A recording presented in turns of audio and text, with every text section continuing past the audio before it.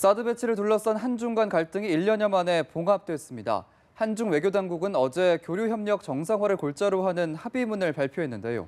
관계 발전을 위한 첫 조치로 한중 정상회담이 합의됐습니다. 고일환 기자입니다.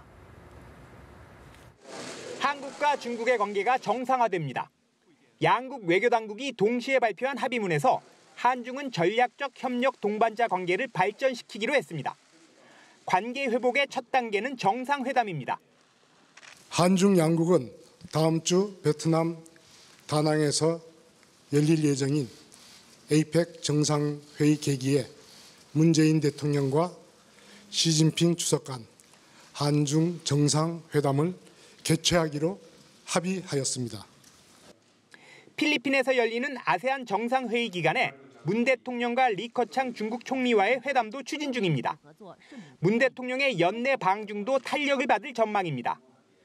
이날 발표된 합의문에는 중국의 경제 보복 조치에 대한 언급은 포함되지 않았습니다. 그러나 모든 분야의 교류 협력을 정상적 발전 궤도로 회복시킨다는 합의에 따라 경제 보복도 풀릴 전망입니다. 청와대 고위 관계자는 경제 보복은 정부 차원의 조치가 아니라는 게 중국의 입장이라면서도 중국의 정책은 무쇠솥 같아서 천천히 효과가 날 것이라고 설명했습니다. 우리 정부는 중국의 반발을 불렀던 사드 배치에 대한 유감 표명은 하지 않았습니다. 다만 사드에 대한 중국의 입장과 우려를 인식하고 사드가 중국의 전략적 안보 이익을 해치지 않는다는 점을 합의문에 명시했습니다. 중국도 한국에 배치된 사드를 반대한다고 재천명했습니다. 갈등의 원인이었던 사드에 대해 양국이 기존 입장을 유지한 것입니다. 다만 양국은 군사당국 채널을 통해 사드 문제에 대해 소통하기로 합의했습니다.